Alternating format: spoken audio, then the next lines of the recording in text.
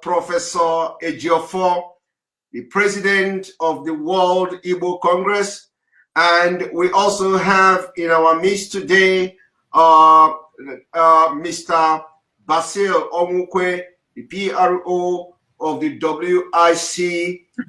We have these great men in the house today to discuss the issue that affects Nigeria and Biafra.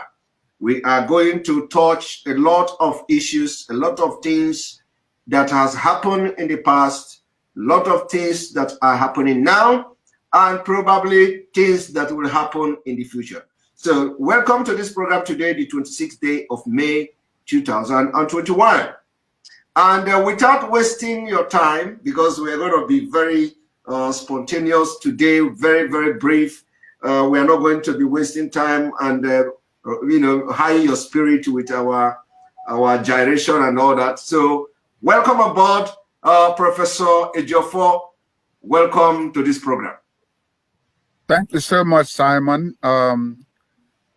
My people, I bring you greetings from the World Igbo Congress in my capacity as the chairman of the Board of Directors and the House of Delegates. Thank you very much, Professor Ejiofor. And Mr. Basil Onwukwe, welcome to the program. Thank you, Simeon, and I'm so glad to be in your midst today. It has been a long time, and it's what a call of nature is. After every other thing, you always have time for everything. Thank you for having me.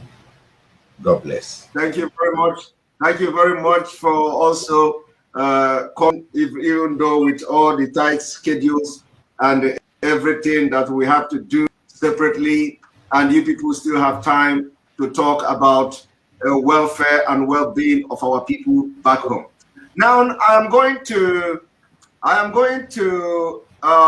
bring everybody to the screen so that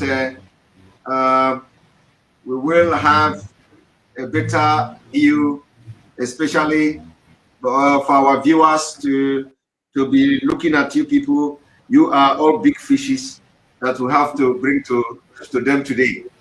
Prof, yeah. we have watched keenly with what is going on in Nigeria today, the activities of the state, of the Nigeria state against our people, the extrajudicial killing, genocide going on in the eastern part of Nigeria. A lot of people are very worried, and some people do not know what to do. Some people believe there is hope coming. Can you tell us what you think is the position with your capacity as the leader and president of the World Igbo Congress?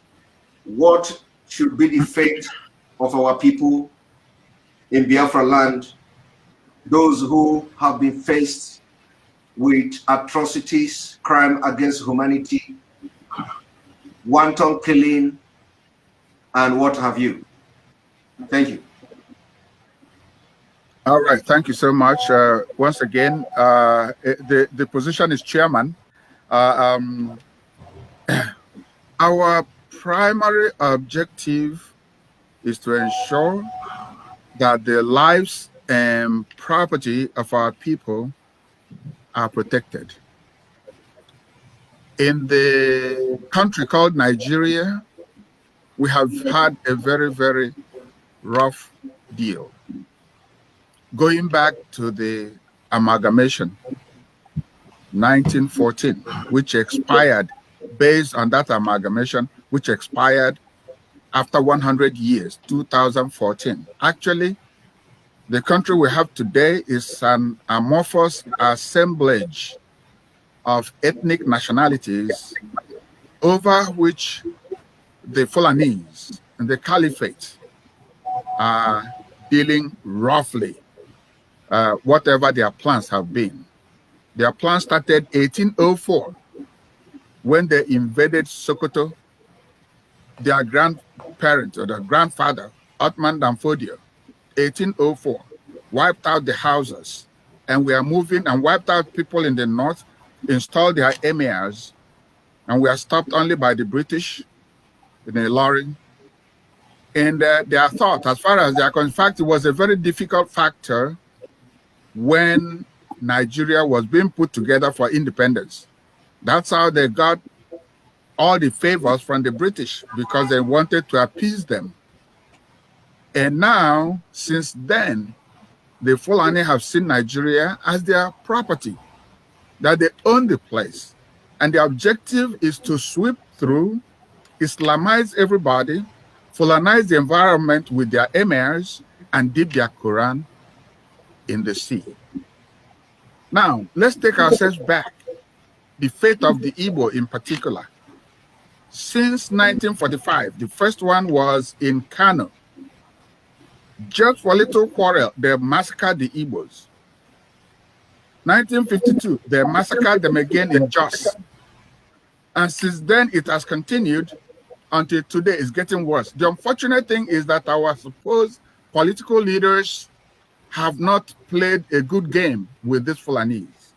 With the result that today, you now hear about this Fulani herdsmen. These are totally uncontrolled, totally unruly group of people armed with AK-47.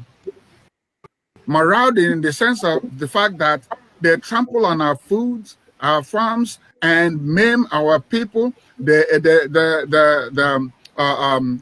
also do rape our women and so on, and destroy things. As far as they find a place to feed their cattle. My people, cattle feeding in modernized and civilized world is done by ranching. Why should we be in a country where we are killed or destroyed because of cows?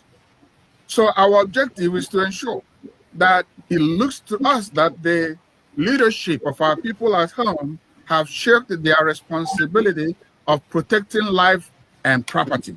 Instead, they collude with the same Fulani who occupy all the plum positions in Nigeria, politically, in security-wise, and service and the parastatals. They occupy all of them. And therefore, our leaders meet with them, collude with them, and bring out strategies that do not guarantee protection for our people.